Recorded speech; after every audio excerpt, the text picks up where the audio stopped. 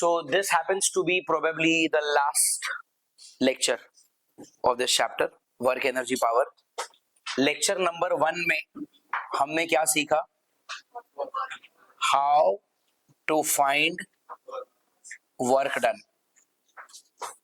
ठीक है, work done के क्वेश्चंस में there were few questions which were very straight forward. मतलब आपको फोर्स और डिस्प्लेसमेंट को सीधा क्या करना है, डॉट प्रोडक्ट करना है. कुछ क्वेश्चंस में आपको डिस्प्लेसमेंट डायरेक्ट दे देंगे और कुछ क्वेश्चंस में आपको क्या करना पड़ेगा, फाइनल पोजीशन वेक्टर को इनिशियल पोजीशन वेक्टर से सबट्रैक्ट करके नेट डिस्प्लेसमेंट लाना पड़ेगा और फिर आप वो फोर्स के साथ मल्टीप्लाई करके क्वेश्चंस को सॉल्व कर लोगे. दूसरे टाइप के क्वेश्चन क्या थे? अच्छा, इस प्रकार के क्वेश्चन में आपका फोर्स कैसा होना चाहिए, कांस्टेंट. एंड उसके बाद हमने क्या किया, जहां पर आपके फोर्सेस कैसे थे, variable.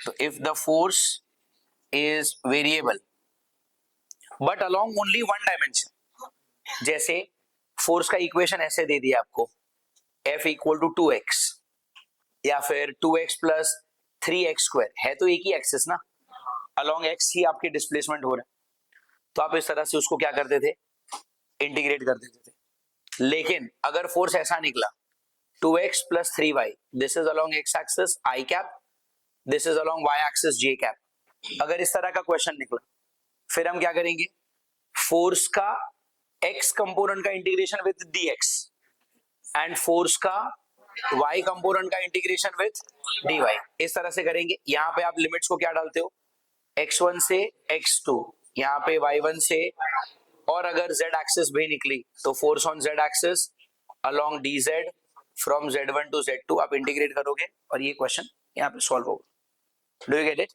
There was one more type of question that we did not study during the lecture but we did this eventually in the name of graph.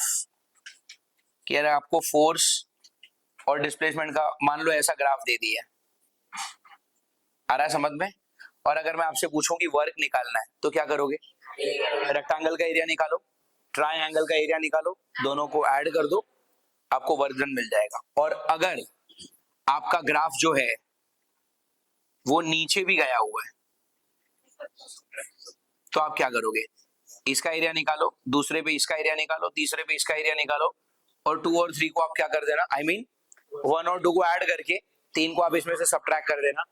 इस तरह से आपका पूरा lecture number 1 will be taken care in the name of summary. How to find out what, tell me the work done. Fair enough. Lecture number 2 was what, tell me? Lecture number 2 was only about conservative force and non-conservative force and how to identify whether a force is conservative or non-conservative. तो उसमें हम लोगों ने क्या निकाला था, अगर कोई फोर्स कंजर्वेटिव है तो x कंपोनेंट का derivative with respect to y and y component का derivative with respect to x दोनों मैच होंगे. सिमिलरली y का derivative with respect to z और z का derivative with respect to y, ये दोनों भी मैच होंगे. एंड x का derivative with respect to z और z का derivative with respect to x, ये दोनों भी मैच होंगे. ऐसे तीनों कंडीशन अगर मैच हुए तो आपका फोर्स कैसा है, और 3 में से एक भी कंडीशन अगर मैच नहीं हुई तो आपका फोर्स कैसा हो जाएगा, नॉन कंजर्वेटिव फोर्स.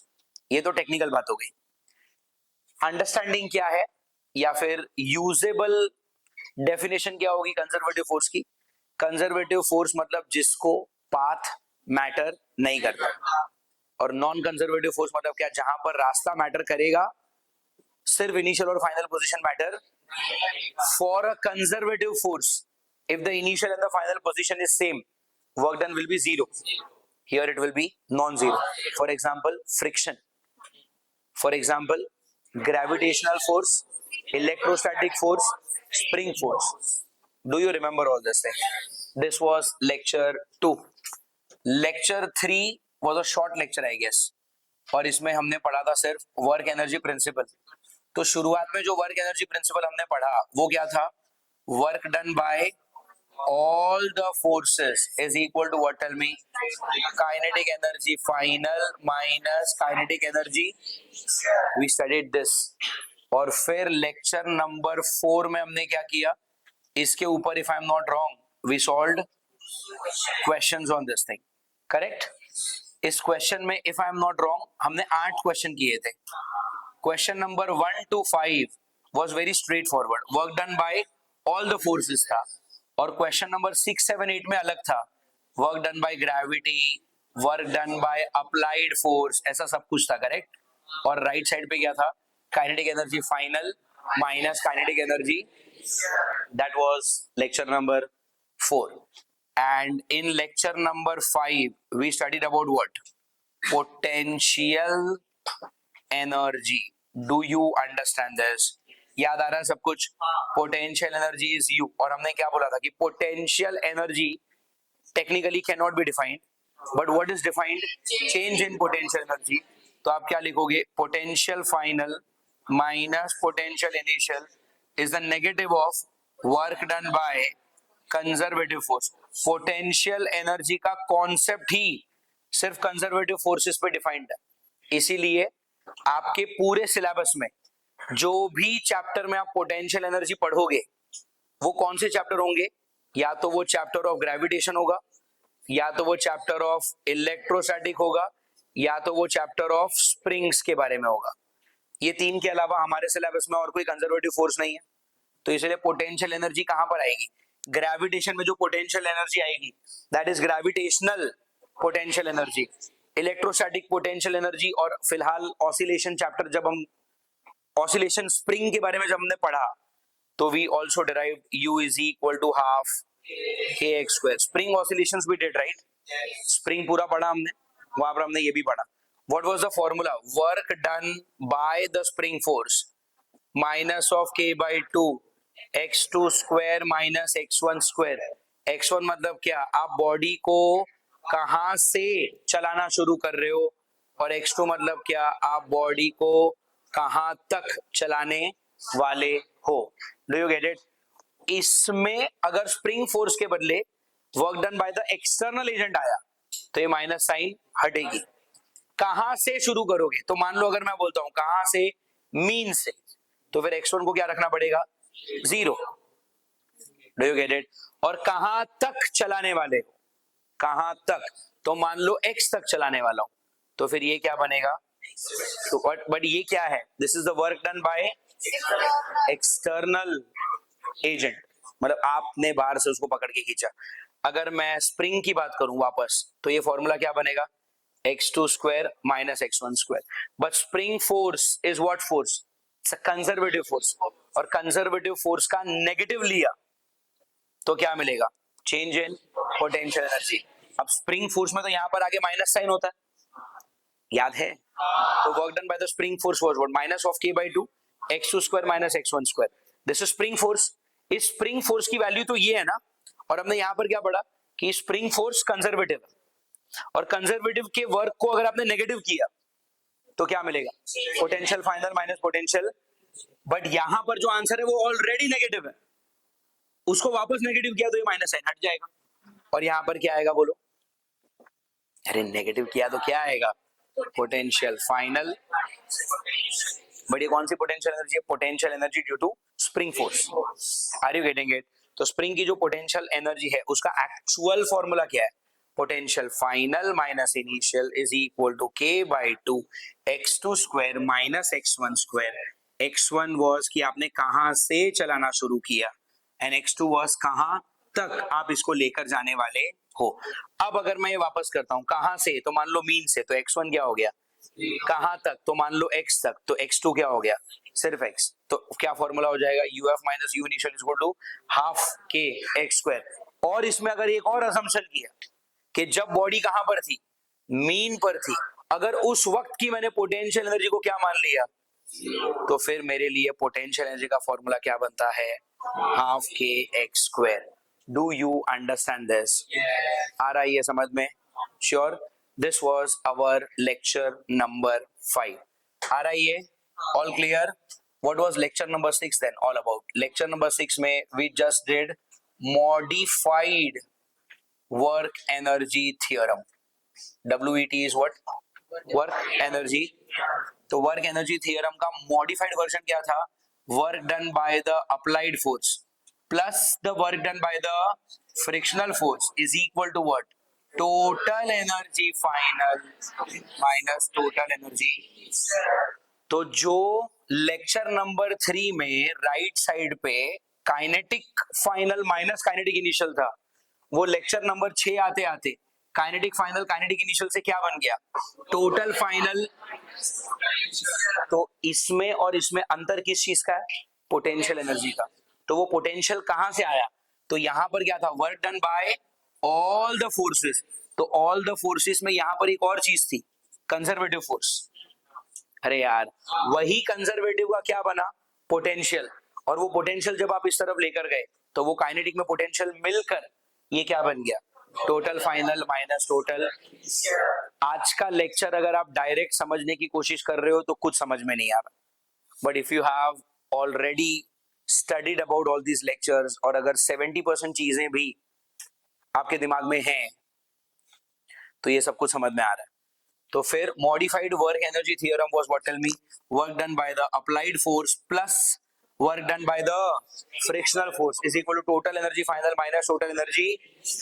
अगर चैप्टर में फ्रिक्शन की बात नहीं हो रही, अगर बाहर से कोई एक्सटर्नल अप्लाइड फोर्स भी नहीं है, इन दैट केस हम कर सकते हैं total energy final is equal to total energy initial. Do you get it?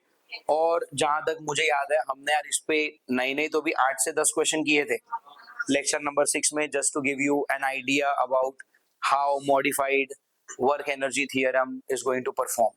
ठीक है, once you study this theorem, know that work done by the applied force plus the friction force is equal to total final minus total initial. अब आपको ये lecture 3 का work energy principal याद रखने की जरूरत नहीं है, हो गया, पढ़ लिया. Do you get it? And when do you use, अच्छा what do you call this? Law of conservation of energy. ये आप सिर्फ तब यूज करोगे अगर फ्रिक्शन की बात नहीं हो रही चैप्टर में एंड बाहर से कोई अप्लाइड फोर्स भी नहीं लग रहा. Do you get it? So this was the summary of all the previous lectures that we have learned so far. Do you get it? Fine. Today happens to be work energy power lecture number 7. We are starting with the last part which is power. Chapter का नाम क्या है? Work energy power. ना, work हमने पढ़ लिया lecture number 1 में. फिर work और energy का relation हमने पढ़ लिया potential energy के साथ कि work done by the conservative force is this. ये भी एक रिलेशन है, ये भी तो एक रिलेशन हुआ. Work done by all the forces is equal to change in kinetic energy. और ये भी तो वर्क ही हुआ ना. Work done by applied force, work done by frictional force is equal to total final minus total. तो ये सब कुछ 6 के 6 लेक्चर में हमने क्या पढ़ा है? वर्क और एनर्जी ही पढ़ा है. Today we are moving to the last part of the chapter which is what? Power. And probably ये लास्ट लेक्चर ही होगा जहां पर हम पावर और पावर के एमसीक्यूज करेंगे. Fair enough. Okay then let's start with what? Tell me. Power वाला part. But before we start with power वाला part, what will I do? जब तक मैं ये रब करता हूं तब तक मैं आपको लेक्चर नंबर 6 पे एक क्वेश्चन देता हूं. Whatever is the number, 10th 11th whatever it is. Question ये है, ध्यान से सुनो, फिर आपको सॉल्व करना है. Stop for now, at least listen to the question. यहां पर एक स्प्रिंग है और फिलहाल ये जो स्प्रिंग है नेचुरल लेंथ पे, ना ही दबा हुआ है ना ही खींचा हुआ, as it is natural length. Fair enough. यहां पर एक बॉडी है जिसका मास है m और ये चल के जा रही है इस तरफ वेलोसिटी v से. कैसे आई है velocity? That is not your lookout. पकड़ा होगा किसी ने, धक्का दिया होगा, उससे कुछ फर्क. फिलहाल ये बॉडी मास m है, वेलोसिटी v से चल रही है. इस पूरे क्वेश्चन में फ्रिक्शन का जिक्र नहीं करेंगे, बाहर से कोई फ्रिक्शन लग रहा नहीं है. Are you getting it? अगर मैं आपसे एक सिंपल सवाल पूछता हूं कि जब ये बॉडी आगे जाएगी तो क्या आपको डायग्राम से समझ में आ रहा है कि आगे जाते जाते वो क्या करेगी? स्प्रिंग को दबाएगी.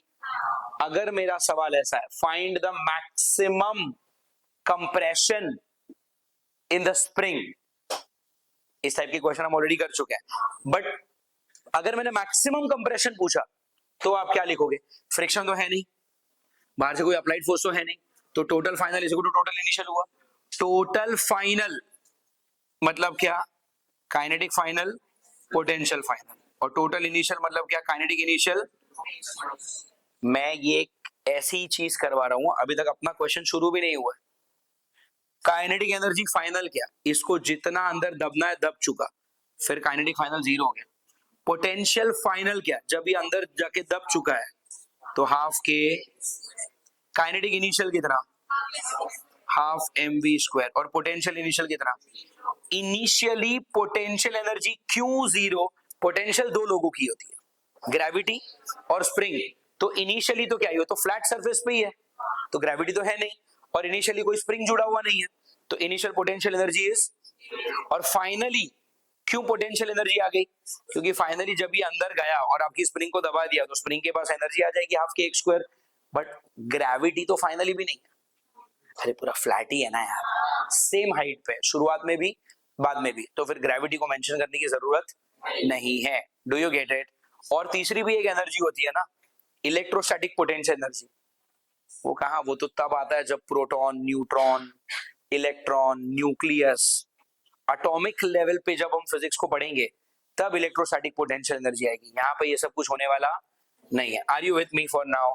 और फिर क्या, ये तो जीरो हो गया, यहाँ से क्या, ये हाफ से हाफ कटा, हाँ है ना। अब अगर मैं आपसे, अगर ठीक है, चार चीजें हैं, चार में से कोई भी तीन देके चौथा आपसे पूछ लूंगा, फेयर इनफ। बट नाउ ये तो काफी सिंपल क्वेश्चन हो गया, ये हम ऑलरेडी कर चुके हैं। Now the question is different. What they are looking for is कि initially the body is moving with v. मान लो v है आपका 10, चलो 10 की स्पीड से जा रहा है। अब 10 से आगे जाएगा जाएगा जाएगा जाएगा जाएगा, टच करेगा स्प्रिंग को, जैसे ही टच करेगा आप वो स्प्रिंग को दबा रहा है। स्प्रिंग को दबाते वक्त धीरे धीरे वेलोसिटी इसकी क्या होती जाएगी? इसकी वेलोसिटी कम हो रही है, उसी वेलोसिटी को यूज करके वो स्प्रिंग को दबा रहा है। तो जब स्प्रिंग दबेगा तो स्प्रिंग की पोटेंशियल एनर्जी बढ़ रही है, यही तो है conservation of energy.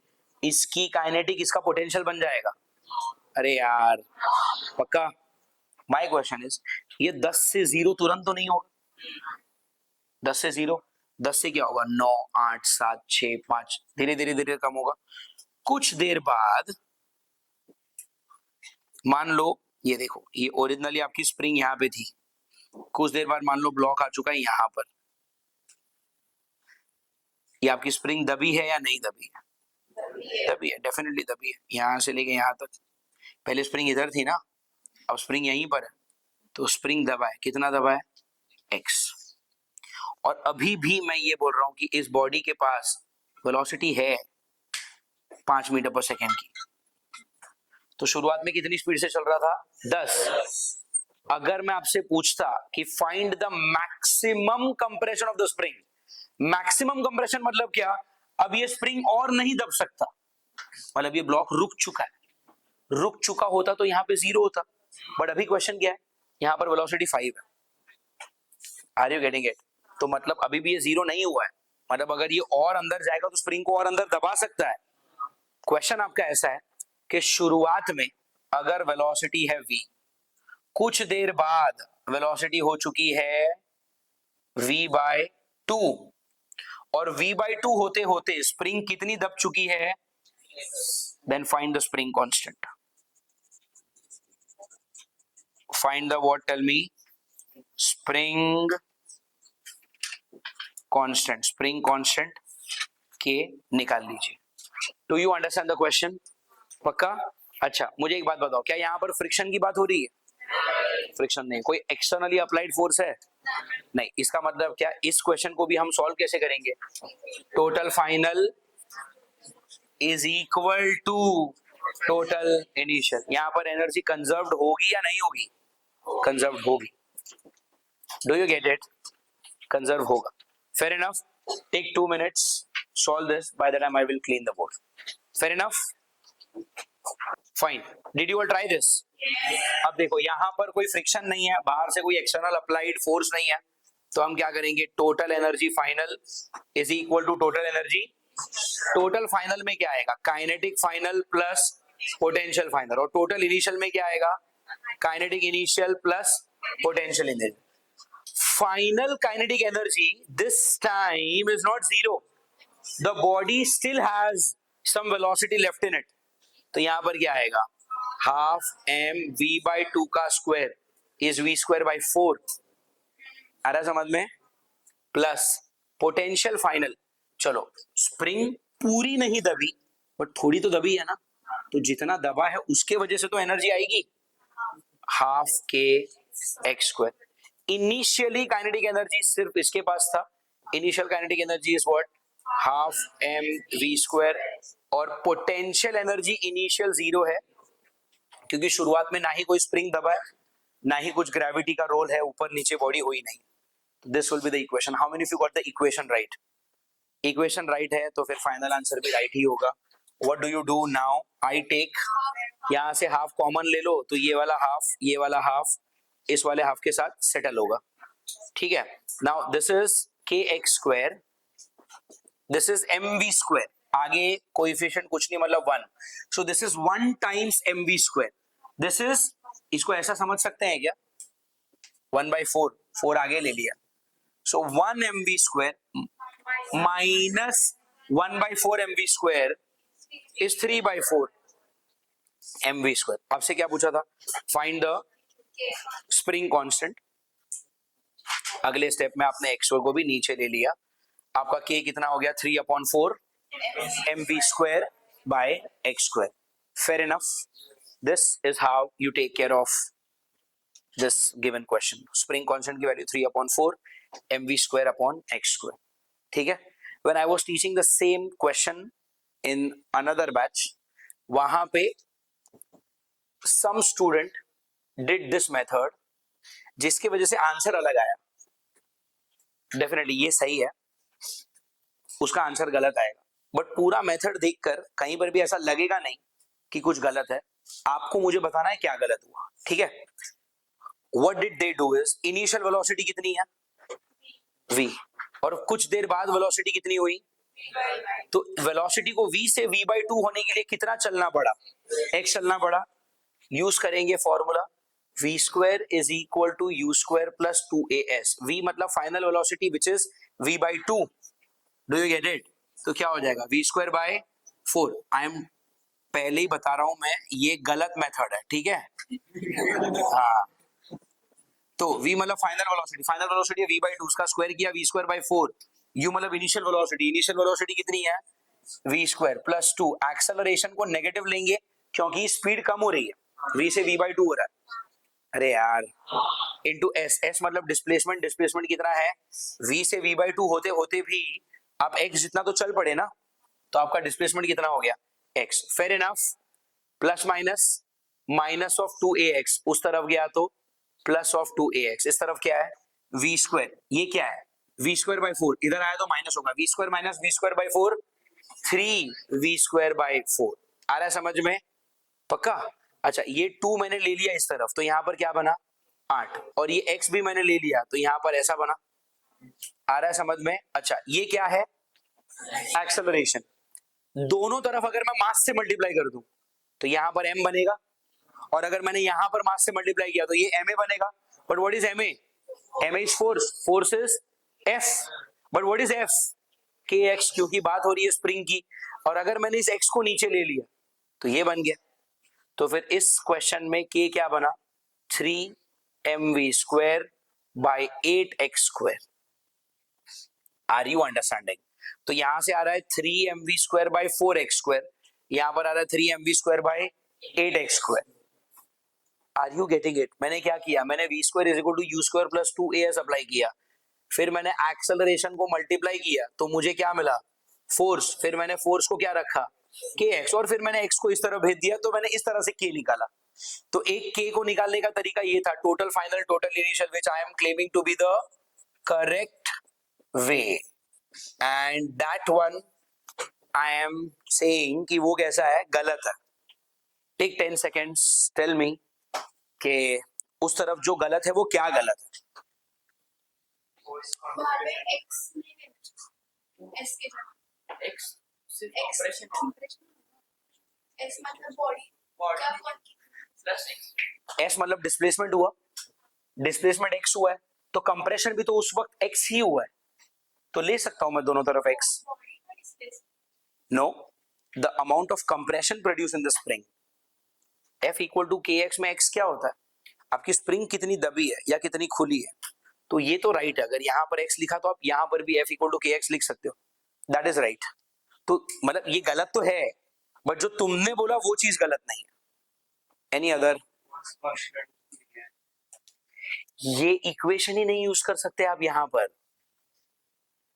How can you use, when do you use kinematical equation. 3 kinematical equation है, v is u plus at, s is ut half at square, v square equal to u square plus 2s. ये तीनों kinematical equation तब use होते हैं जब आपका acceleration कैसा हो. अच्छा, अगर मैं एक्सेलरेशन को मास से मल्टीप्लाई कर दूं तो फोर्स मिलेगा. तो अगर एक्सेलरेशन कांस्टेंट है मतलब फोर्स भी कैसा चाहिए. तो जिस परिस्थिति में फोर्स कांस्टेंट होता है सिर्फ तब काइनेमेटिकल इक्वेशन यूज कर सकते हो. स्प्रिंग में लगने वाला फोर्स कभी कांस्टेंट होता ही नहीं है यार. जब लॉज ऑफ मोशन में पहली बार स्प्रिंग पढ़ा था उस वक्त क्या बताया था, F equal to KX. X मतलब क्या, स्प्रिंग कितना दबा. शुरुआत में स्प्रिंग अरे थोड़ा थोड़ा करके अंदर दबते जाएगा ना स्प्रिंग. अरे यार स्प्रिंग जैसे जैसे दबेगी X क्या होगा, बढ़ेगा या फिर कम होगा, जो भी है. दिस X इज वेरिएबल, तो ये फोर्स भी कैसा है, वेरिएबल. तो variable force will give rise to variable acceleration, and if the acceleration is variable we can not use kinematics फॉर्मूले in any of the question having spring. आपको समझ में आ रहा है. स्प्रिंग्स के क्वेश्चन में जो फोर्स लगेगा उसको आप क्या बोलते हो, स्प्रिंग फोर्स. स्प्रिंग फोर्स क्या होता है, F equal to KX.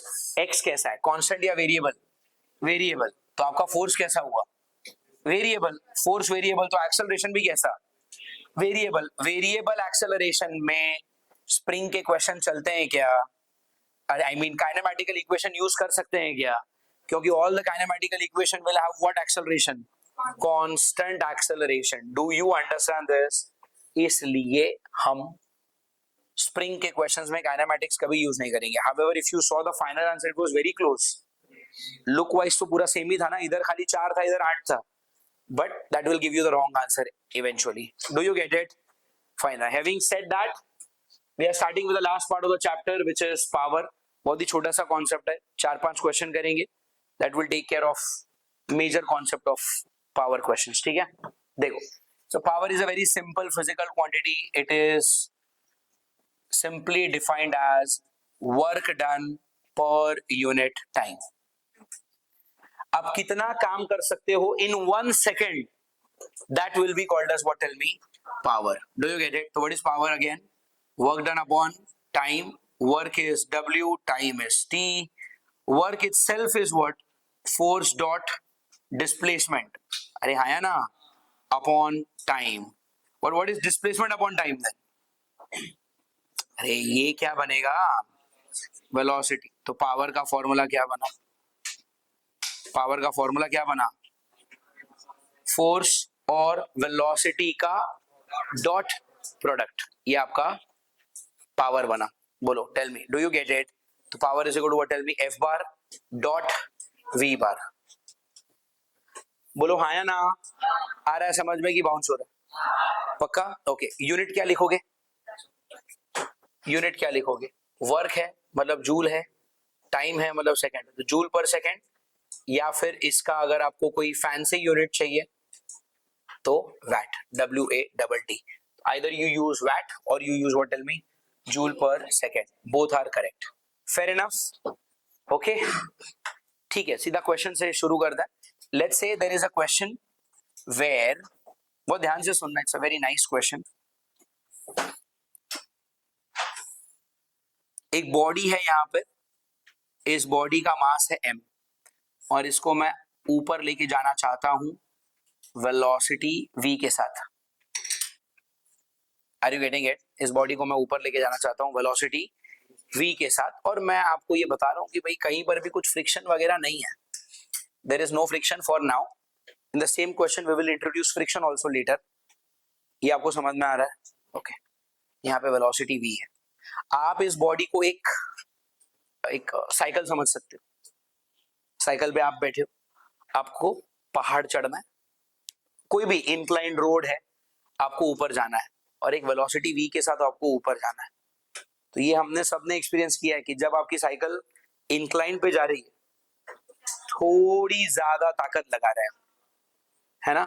Normal road पे जब साइकिल चलेगी ना, तभी भी मेहनत तो करनी पड़ती है, पेडल तो कर ही रहे हो, बट नॉर्मल रोड पे पेडल क्यों करना पड़ेगा? Because of the friction. आपके टायर्स और रोड के बीच में फ्रिक्शन है. फ्रिक्शन आपकी साइकिल की स्पीड को कम करना चाह रहा है, बट आपको साइकिल चाहिए एक स्पीड पे.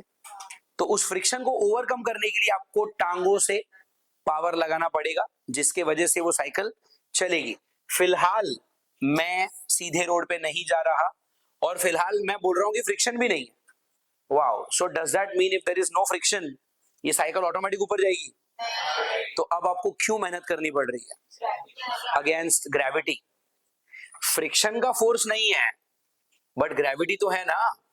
Do you remember all these type of questions? Hello. उस बॉडी का मास कितना है? m. तो उसका वेट कितना होगा? mg. तो mg तो नीचे होगा ना. तो ये क्या है? mg cos theta. और ये क्या है? तो अब आपको mg cos थीटा दिक्कत नहीं दे रहा, क्योंकि आप जा किस तरफ रहे हो? इस तरफ. mg cos थीटा किस तरफ है? इस तरफ. तो आपके डिस्प्लेसमेंट और mg cos के बीच में एंगल है 90. 90 एंगल पे वर्क 0, तो पावर. तो आपको mg cos थीटा के अगेंस्ट कोई पावर नहीं लगाना, लेकिन आपको mg sin थीटा के अगेंस्ट पावर लगाना पड़ेगा. Do you get it? So if I were to ask you कि इस बॉडी की स्पीड v मेंटेन करने के लिए आपको कितना पावर लगाना पड़ेगा, consider this to be a cycle. आप ही हो ये, आप एक साइकिल पे हो, आपको पहाड़ ऊपर चढ़ना है, वेलोसिटी कितनी है? v. At what angle? Of course theta. That's why we are taking theta here. तो कितना पावर लगेगा? तो पावर का फॉर्मूला क्या है बोलो? Force into velocity. तो पावर इज p. किस फोर्स के अगेंस्ट आप जाना चाहते हो? तो mg sin थीटा, ये बना फोर्स, इनटू किस वेलोसिटी से मैं ऊपर जाना चाहता हूं? तो यहां पर आएगा mg sin theta times v. Are you getting it? mg sin theta. Power is a scalar quantity, और पावर कभी भी नेगेटिव नहीं होता. Power is never ever negative. mg cos theta के अगेंस्ट आप काम कर रहे हो, बट पेडलिंग तो मैं तो इसी तरफ कर रहा हूं ना. This is the power produced by the cyclist. अरे जो साइकिल को पेडल कर रहा है, वो तो ताकत इसी तरफ लगा रहा है ना, तो उसका फोर्स उसी तरफ है, और गाड़ी भी उसी तरफ जा रही है. आपको ग्रेविटी के फोर्स को मैच करने वाला फोर्स लगाना है उस तरफ. This is positive only. Do you get it? पक्का? What is the formula for power in such question? mg sin theta times v. Are you getting it? इसमें ट्विस्ट क्या हो सकता है? ट्विस्ट क्या मतलब? ये तो कॉन्सेप्ट हो गया. अब क्या मास दे देता हूं 10 किलो, तो डाल देना g वगैरह जो भी है, थीटा क्या 37, 53, 30, 60, व्हाटएवर एंगल 45 वगैरह बोल देंगे, वो यहाँ पे डाल देना, और जिस वेलोसिटी से जाना चाहो वो यहाँ पे रखो, मल्टीप्लाई करो, सॉल्व करो, खत्म. वेलोसिटी में ट्विस्ट क्या करेंगे? ज्यादा से ज्यादा किलोमीटर पर आवर में दे देंगे, तो 5/18 से मल्टीप्लाई कर देना, तो मीटर पर सेकंड में हो जाएगा. आ रहा है समझ में? ऐसे क्वेश्चंस में एक अलग लैंग्वेज यूज करते हैं कभी कभी, वो लैंग्वेज समझ लेते हैं. Sometimes they use a language, they don't give you theta directly, they give you a theta as ऐसे.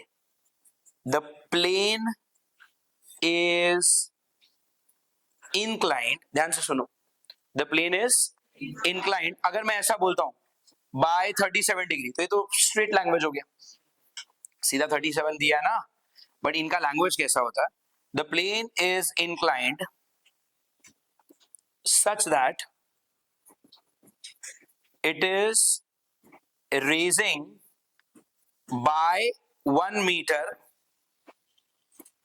in 50 meter. लैंग्वेज समझ में आ रही है? The plane is inclined such that it is raising by 1 meter in 50 meter. क्या मतलब हुआ इसका? कि जब आप उस प्लेन पर 50 मीटर चलोगे तो आप जमीन से 1 मीटर ऊपर पहुंचोगे.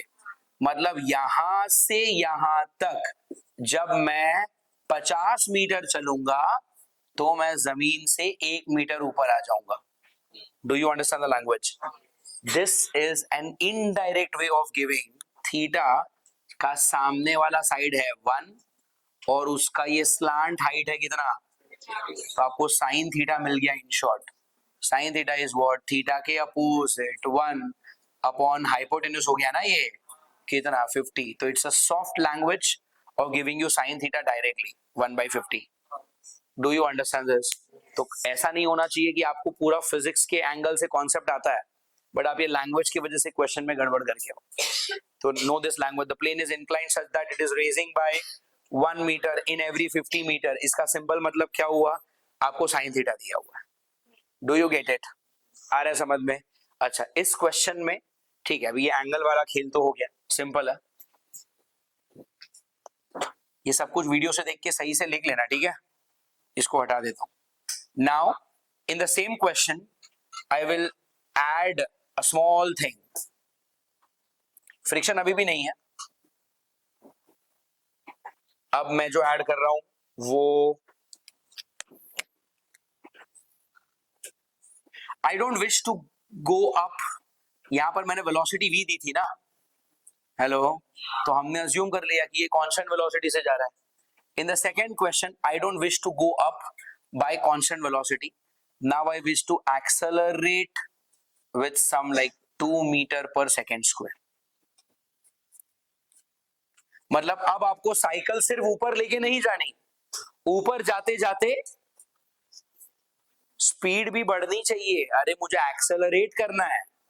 Are you getting it? तो मान लो आपकी पेडलिंग के वजह से यहां पे लगने वाला जो फोर्स है वो है F. इस तरफ क्या है, mg sin theta. Are you getting it? And you wish to accelerate up with 2 meter per second square. तो acceleration इस तरफ हुआ ना, तो कौन बढ़ा, ये या ये? F. तो क्या लिखोगे, F minus mg sin theta is equal to ma. तो आपका F कितना हो गया, ma plus mg sin theta. अब आपको ये वाला फोर्स लगाना पड़ेगा. Are you getting it? And now if you were to find out the power, तो पावर का फॉर्मूला क्या आएगा, टेल मी? फोर्स इनटू, हाँ, अब अगर आपको यहां पर फोर्स इनटू वेलोसिटी करना है तो आप कौन सी वेलोसिटी से मल्टीप्लाई करोगे? आपको वो लोग रेंज देंगे कि 0 सेकंड से लेकर 5 सेकंड तक हमने कितना पावर लगाया. Are you understanding? एक क्वेश्चन करते हैं फिर इसके ऊपर वापस आते हैं. इसमें ये वाला पार्ट छोड़ो, ये वाला पार्ट आपको समझा. आपको क्या निकालना पड़ा, फोर्स. तो आपको कितना फोर्स लगाना पड़ेगा, तो आपको इतना फोर्स लगाना पड़ेगा. Do you understand this? आ रहा है समझ में? नाउ आपको ये जानना है कि भाई इससे पावर कैसे निकालेंगे, क्योंकि पावर का फॉर्मूला क्या है, force into velocity. Do I know the value of velocity? I have the value of acceleration only. Velocity के लिए एक और क्वेश्चन करते हैं. चलो, कि फोर्स अगर मैं आपको ऐसे देता हूं 2i cap plus 3j cap newton, this is the value of force. I am giving you mass as 1 kg. एक बॉडी का मास है 1 kg. फोर्स बॉडी पे कितना लग रहा है, 2i plus 3j cap Newton. आपको ये बोला है find the power produced, find the power produced in 2 seconds. Find the power produced in. Tell me, is this question and your current situation are same? उस question में आपको force पता है 2i plus 3j, तो वो तो इस question में भी पता है. अरे पहले नहीं पता था, अब तो निकाल लिया ना. इसके पहले वाले क्वेश्चन में force was only mg sin theta, क्योंकि वहां पर आपको कांस्टेंट वेलोसिटी से ऊपर जाना था. सेकंड क्वेश्चन में फोर्स क्या हो गया, mg sin theta plus ma, क्योंकि ऊपर जाते वक्त आपको mg sin थीटा को तो कवर करना ही है, उसके अलावा आपको ma से एक्सेलरेट भी करना है, तो ये इस क्वेश्चन का फोर्स आ गया। बट इस क्वेश्चन में मैं अटका किधर, फोर्स पता है वेलोसिटी नहीं पता, तो इसके लिए एक और क्वेश्चन ले लिया। अब वो वाला क्वेश्चन ये वाला क्वेश्चन क्यों सेम है, यहाँ पर फोर्स पता है आपको 2i प्लस 3j, यहाँ पर आपको फोर्स पता है ma plus mg sin theta, ये सिचुएशन सेम। यहाँ पर बॉडी का मास 1 kg, यहाँ पर बॉडी का मास m, सेम सिचुएशन तो है।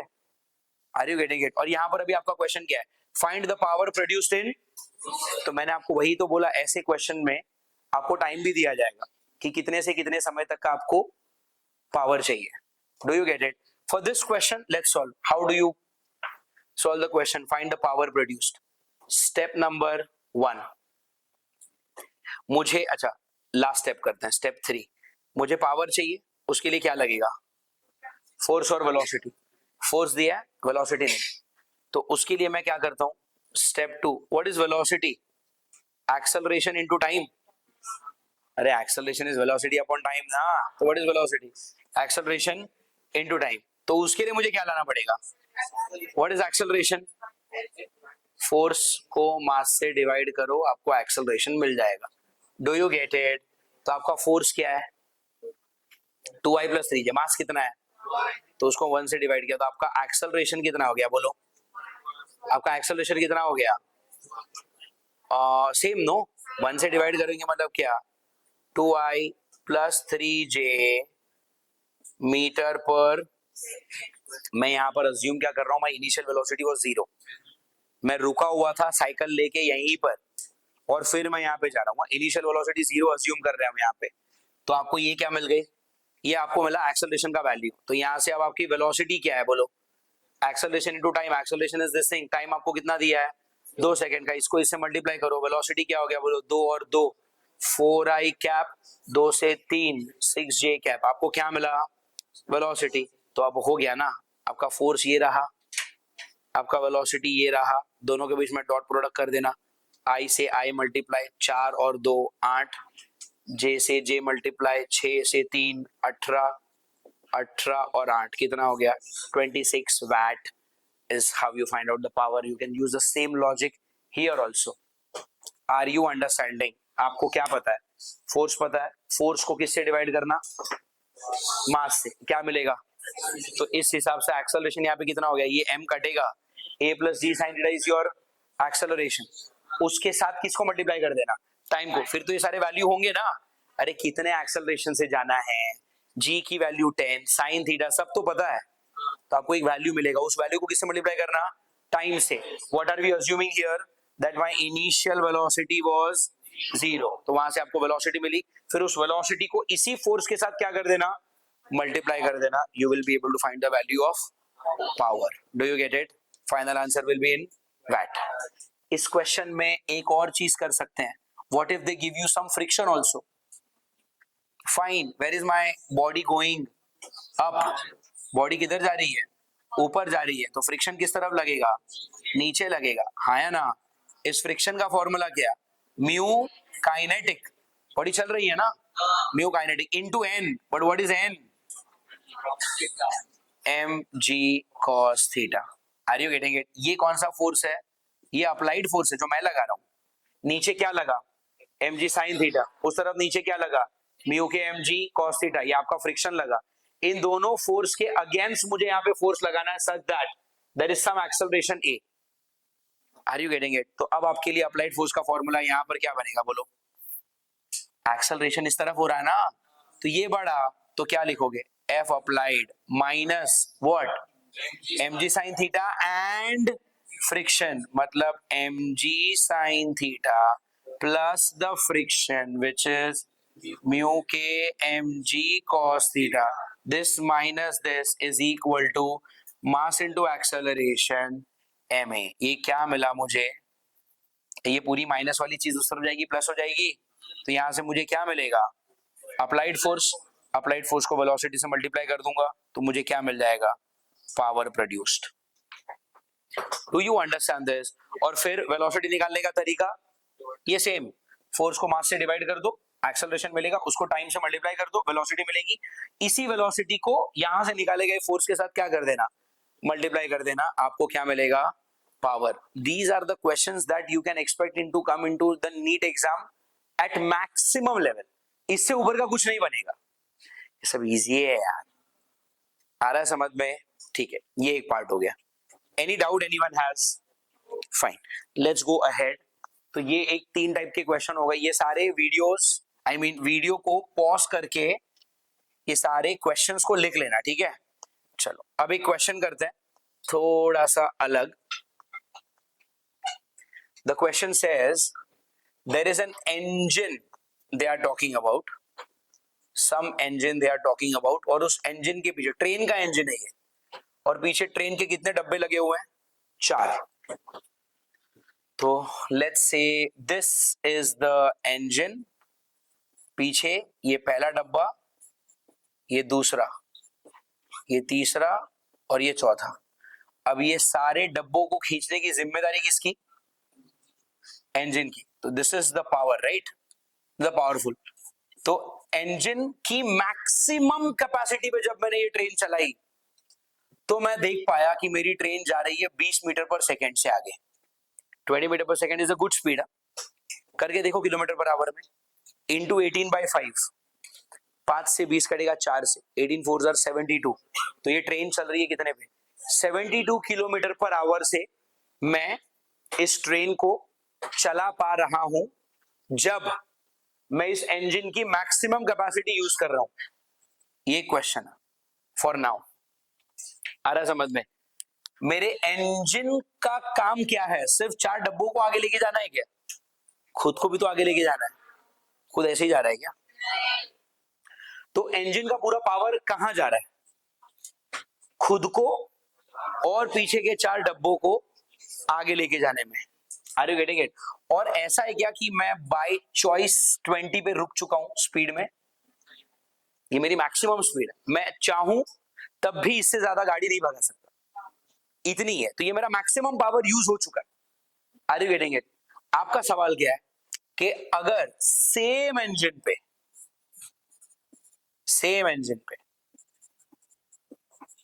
पीछे 4 के बदले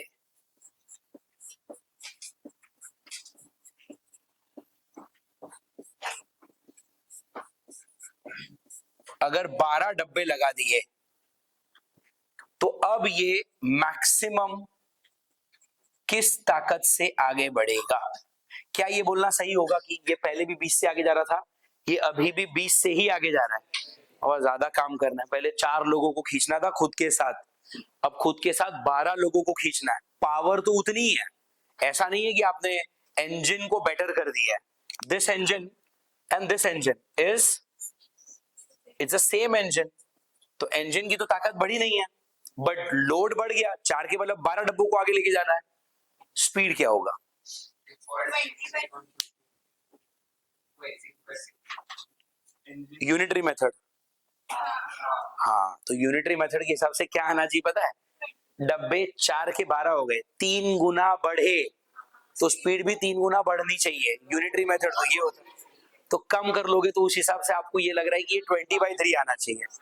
do you really think nobody like people are going to ask you this question for 4 marks when you want to get into the top medical and top engineering college?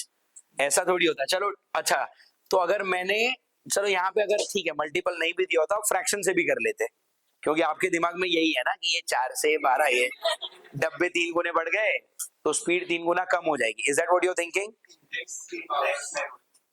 Engine भी 3 times नहीं हुआ ना apply. ठीक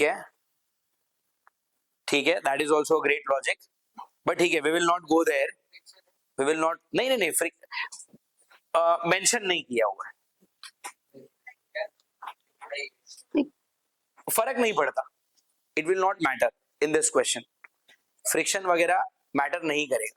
solve करने का तरीका देखो, आपको स्टार्टिंग में जो डेटा दिया है उस डेटा से आप क्या निकाल लो कि इस इंजन के पास मैक्सिमम पावर है कितना. एक और डेटा खाली उन्होंने ऐसे ही दिया है, मतलब जो काम का है कि आपके इंजन का वजन is double the weight of single coach मतलब ये सिंगल डब्बा, ये आपको इवेंचुअली तो सॉल्व करते वक्त डब्बों का वजन भी पता होना चाहिए और इंजन का भी वजन पता होना चाहिए ना। तो यहां पर क्या बोला है कि ऐसा बोला है कि इंजन का जो वजन है वो डब्बों के वजन से कैसा है, डबल है। आपको अब 4 के बजाय जब 12 डब्बे हो जाएंगे तो मैक्सिमम स्पीड कितनी होगी वो निकालनी है।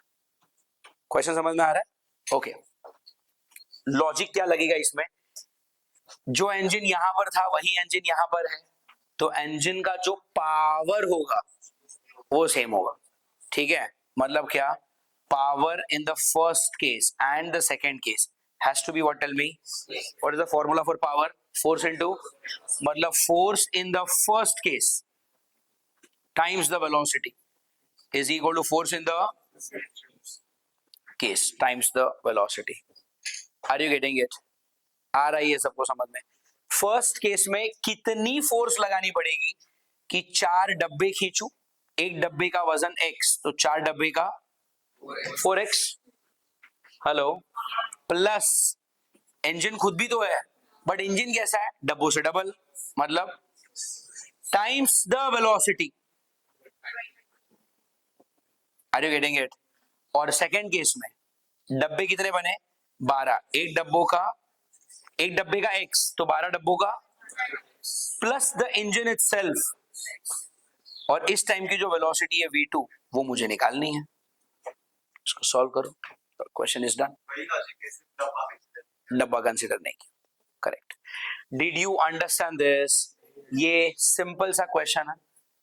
Are you getting it? Power जितना पहले था इंजन में उतना ही पावर बाद में भी है। P1 is equal to P2, F1 V1 is equal to F2 V2।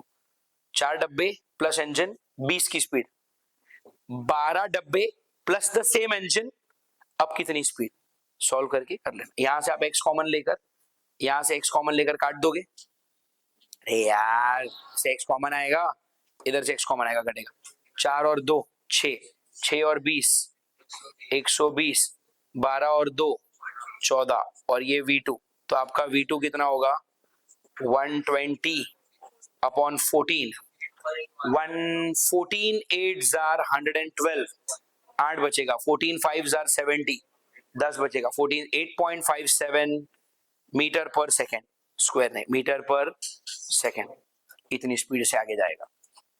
आ रहा है ये समझ में? जो लोग यूनिटरी मेथड सोच रहे थे उनके दिमाग में फिर शायद ये भी आए कि 12 के बदले अगर 24 डब्बे हो गए तो वो लोग क्या करें, वो लोग स्पीड को आधी आधी करते जाएंगे, बट ऐसा नहीं होता, ऐसा नहीं होता। शुरुआत की स्पीड कितनी थी 20, डब्बे कितने हुए 3 गुना, 4 से 12 हो गए, तो तुम्हारे लॉजिक के हिसाब से तो स्पीड 3 गुना कम होनी चाहिए थी। 20 को 3 बार कम किया तो 6.6 आएगा, ये तो 8.5 आ रहा है। यहाँ पे यूनिटरी मेथड वाला कॉन्सेप्ट नहीं लगने वाला। Do you understand? आ रहा है समझ में? पक्का? Okay, so that is a concept of what, engine questions. ये सारे टाइप ऑफ क्वेश्चंस है, ये आता है, अगर आपको ये पता है आप निकाल लोगे ये सब question. Fair enough? Okay, then the next question they ask on power is where power and efficiency both are mixed. Efficiency is equal to, formula होता है output power upon input power. What is the formula for efficiency? Output power upon, अब आप लोगों के batch में thermodynamics हो चुका है, तो थर्मोडायनेमिक्स में भी आपने एफिशिएंसी पढ़ा, this letter is eta. Thermodynamics में आपने जो एफिशिएंसी पढ़ी होगी ना, वहां पर आपने नीचे क्या पढ़ा पता है, हीट एनर्जी गिवन, गिवन या फिर सप्लाइड, ऐसा कुछ क्या बोला आपने, but what is Q, heat given, और आउटपुट पावर को आपने शायद वर्क डन बोला हो, work done during the process. तो आपने जो फॉर्मूला थर्मोडायनेमिक्स में पढ़ा है और जो मैंने एफिशिएंसी में बताया, it is the same thing. How is it the same thing? वहां पर क्या है, हीट एनर्जी, इस एनर्जी को अगर मैं टाइम से डिवाइड करता तो एनर्जी अपॉन टाइम तो पावर ही होगा ना, तो ये पावर, और ये क्या है, हीट एनर्जी गिवन, गिवन का मतलब ही तो होता है इनपुट। अरे यार, अच्छा नीचे मैंने टाइम से डिवाइड किया तो ऊपर भी तो टाइम से डिवाइड करूंगा, तो वर्क डन अपॉन टाइम, वापस पावर बना। बट ये वर्क डन जो हुआ है, मतलब पावर जो आउटपुट में मिला है, आर यू गेटिंग इट? आ रहा है समझ में? जिसको थर्मोडायनेमिक्स आता है वो इसको चाहे तो इससे रिलेट कर सकता है। अगर थर्मोडायनेमिक्स नहीं आता तो छोड़ो, फिर जो पढ़ा रहा हूं उसी पे ध्यान दो। एफिशिएंसी का फॉर्मूला क्या होता है? Output power upon input power. Do you get it?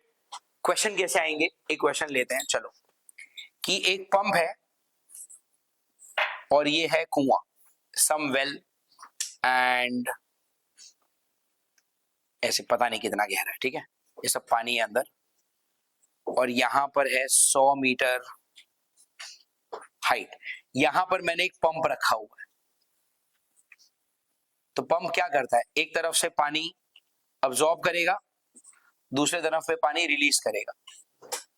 अरे हाँ या ना?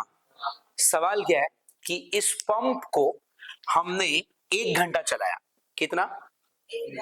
1 घंटा। तो इसने पानी यहां से निकाल के इस तरफ फेंका होगा। 1 घंटे में मैंने देखा 7200 किलो पानी इसने यहां से बाहर निकाला। Only for water 1 kg is equal to 1 litre. Remember this. इस दुनिया में पानी इकलौता ऐसा लिक्विड है जिसका केजी और लीटर सेम होता है। उसका लॉजिक भी है, what is density? Mass upon volume. For water in CGS unit your density is 1 gram per centimeter cube, और in SI it is 1000 kg per meter cube। But ये आता तो 1 के लैंग्वेज में है, तो आपका m और v यहां पर सेम हो गया। तो मास होगा किसमें? kg में। वॉल्यूम होगा किसमें? मीटर क्यूब में। मैं क्या बोल रहा हूं, समझ में आ रहा है? अच्छा, एक और चीज, इसको अगर मैं और डिटेल में बताऊं, ये समझ के लो, इस क्वेश्चन में जरूरत नहीं है, but still, what is density? Mass upon volume. What is the density? I am talking about water only. What is density? 10 raised to 3 ऐसा यूनिट की बात कर रहा हूं। kg पर metre cube is equal to mass m and volume को मैं लिखता हूं v। ठीक है, मास हम किस में पढ़ते हैं? kg में। वॉल्यूम हम एक्चुअली किस में पढ़ते हैं? मीटर क्यूब में। अरे यार, तो उस हिसाब से यहां पर मास क्या बना? v into 10 raise to 3 meter cube.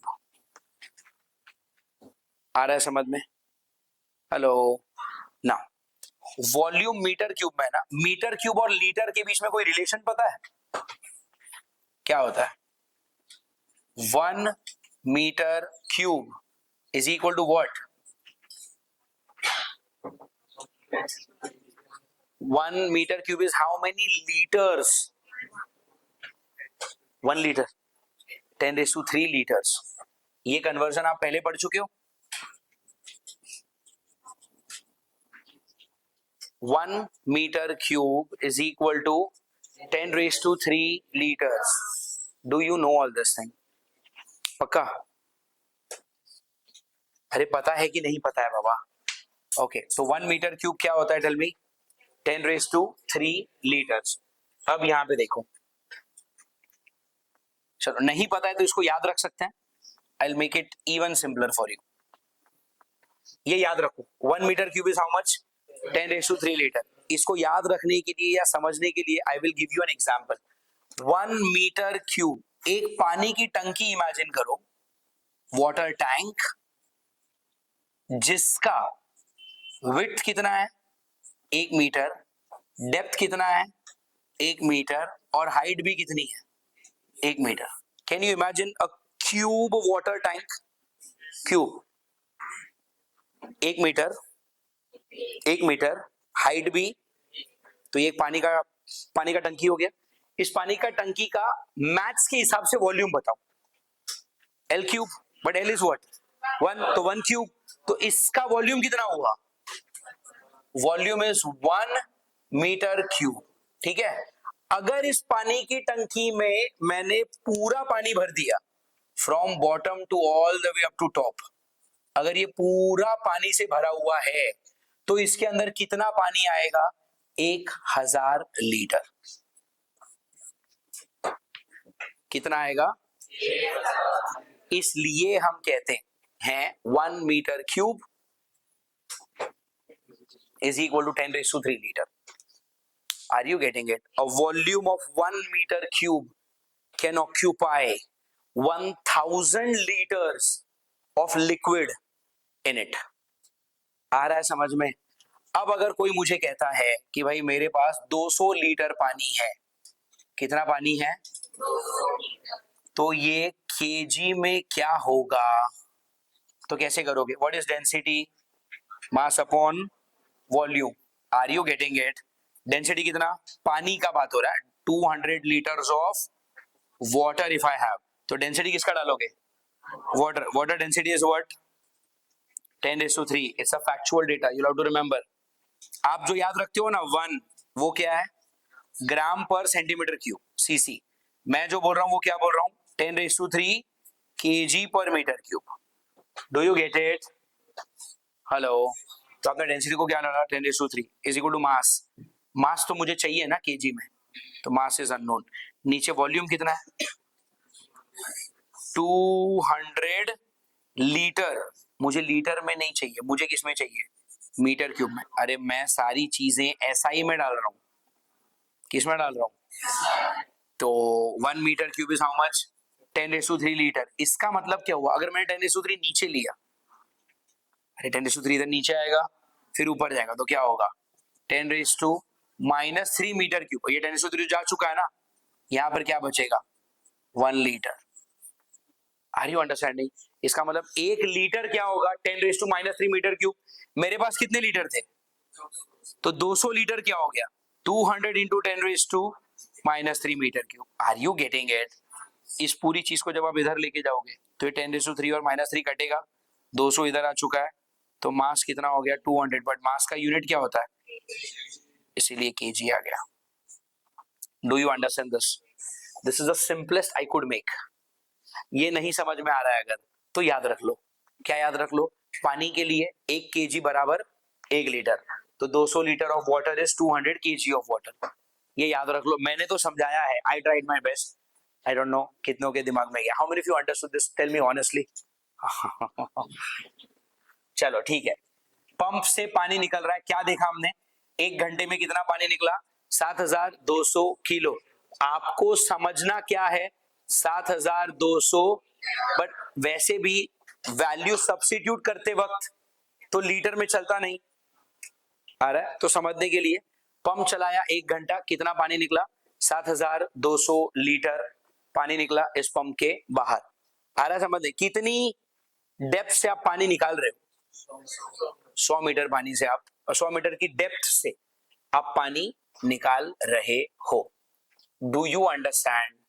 आपको ये बोला है कि अगर इस पंप की पंप जो इनपुट ले रहा है, पंप का इनपुट मतलब क्या? इलेक्ट्रिसिटी. पंप को इनपुट कैसे दोगे? बिजली में कनेक्ट करके स्विच ऑन करोगे. अगर आपको बोला है कि पंप का इनपुट कैपेसिटी है 4000 वैट का, तो आप इस पंप की एफिशिएंसी बताइए. Do you understand the question? Pump लगाया मैंने, पंप का दूसरा हिस्सा डाला कुएं में. कुआं कितना गहरा है पानी में? 100 मीटर. 100 मीटर कुएं गहरे से मैं पानी निकाल रहा हूं. 1 घंटा मैंने पंप चलाया, उस तरफ पानी कितना निकला? 7200 लीटर, मतलब 7200 किलो. इतना पानी निकला कितने समय में? 1 घंटे में. पंप ने कितनी बिजली ली है? पंप का इनपुट कैपेसिटी क्या है? 4000 वैट. तो आपको पूछा है कि पंप की एफिशिएंसी क्या है. Are you getting it? Efficiency के लिए क्या फॉर्मूला बताया मैंने? Output power upon input power. तो दे दिया ना मैंने 4000. तो आपके पास डिनोमिनेटर है, क्या लगेगा आपको? Output power. आउटपुट पावर समझना क्या है? आउटपुट पावर मतलब वर्क डन. आपके पंप ने काम कितना किया, वही है output. Are you getting it? आप कितनी पढ़ाई कर रहे हो, इसका आउटपुट क्या है? मार्क्स. मार्क्स कम आ रहे हैं मतलब पढ़ाई कम हो रही है. इसका और कोई पैरामीटर नहीं होता जिसके द्वारा आपको जज किया जा सके. सिंपल. तो आउटपुट पावर मतलब क्या? Work done. तो simply I have to find out. What? Tell me. Output power मतलब what do I have to find out? Work done per unit time. क्या निकालना है मुझे? Work done per unit time. Are you getting it? Pump कितना काम कर रहा है? पंप काम कर रहा है पोटेंशियल एनर्जी को ओवरकम करने का। इस पानी को 100 मीटर की हाइट पे लेकर आना है अगेंस्ट द ग्रेविटी, तो work is nothing but change in the potential energy. आप समझो जब पानी यहां पर है, पोटेंशियल एनर्जी 0, उस पानी को मैं यहां तक लेकर आया ना, तो चेंज इन पोटेंशियल एनर्जी कितना हो गया? mgh। Are you getting it? पानी का मास 7200, g की वैल्यू, हाइट, समय 1 घंटा 3600 सेकेंड्स, 2 0 कटेंगे, 36 से 2 से कटेगा, 10 2 20 और 100, 2000 वैट का आउटपुट पावर आ रहा है। बिजली कितनी ली है उसने? 4000 वैट की, तो एफिशिएंसी कितना हो गया? Efficiency output power 2000, input power 4000, ये तीनों 0 कटे, 2/4 0.5% में निकालना है तो 50%। Are you getting it? It's a very poor quality pump. 50% ही एफिशिएंसी। एफिशिएंसी समझ में आ रहा है कि बिजली कितनी ले रहा है वो? इनपुट मतलब इलेक्ट्रिसिटी, 4000 वैट्स मतलब क्या? 4000 जूल पर सेकेंड। तो इस पंप ने हर 1 सेकेंड में 4000 जूल की बिजली ली है, बट काम खाली 2000 का कर रहा है। 50% लॉस हो रहा है। कहां हो रहा होगा ये लॉस? ये जो पाइप है उसमें जब पानी ऊपर बढ़ेगा तो पानी और अंदर की दीवारों पे पाइप की फ्रिक्शन होगा। वो फ्रिक्शन तो आपने देखा ही नहीं। फिर जब पंप चल रहा है तो पंप गर्म हो जाता है, तो अंदर मैकेनिकल फ्रिक्शन भी तो है मशीन्स के अंदर, अलग अलग पार्ट्स के बीच में, तो वहां पर भी तो एनर्जी लॉस हो रही है। Are you getting it? तो वैसे ही कोई पंप है नहीं जो आपको 100% एफिशिएंसी दे दे। Are you getting it? 100% efficiency कब आएगी? जब ये पानी ऊपर चढ़ रहा है, दीवारों पे फ्रिक्शन ही नहीं है, पंप 10 घंटे से चालू है, पंप बिल्कुल गर्म ही नहीं हुआ, मतलब no energy is dissipated in the form of heat. ये तो हो ही नहीं सकता ना लाइफ में, तो थोड़ा बहुत तो लॉस होता ही है। तो there is nothing called as 100% efficient engine और 100% एफिशिएंट पंप। थोड़ा बहुत तो लॉस होता ही है, बट इस क्वेश्चन के डेटा में थोड़ा ज्यादा हो गया। 50% ही काम कर रहा है, मतलब समझ में आ रहा है? 4000 की बिजली ले रहा है एवरी सेकेंड, 4000 जूल्स, काम कितना कर रहा है सिर्फ। अगर एफिशिएंसी यहां पर, अगर हाँ इनपुट पावर होता मान लो 3000 का, सवाल अगर मैं बदल दूं तो आप यहां पर कितना करते? और 3000 भी नहीं, चलो let me take this as 20, और this is 2000, let me just take it as, या फाइन, चलो 3000 ही ले लेते हैं। अगर मैंने यहाँ पर 3000 किया तो ये कितना हो गया? 2/3, 2/3 इज व्हाट? 0.66, 0.66 मतलब क्या? तो 66% एफिशिएंट है, 34% अभी भी गड़बड़, लॉस, हीट, फ्रिक्शन, इन सब में लूज हो रहा है। Do you understand the meaning of efficiency? आ रहा है समझ में? Fine then, for now we will stop here. Power के और 2 3 4 अच्छे क्वेश्चंस कल के लेक्चर में हम करेंगे, and then I will club that part with this lecture. Fair enough? Okay then, good bye all of you, we are done.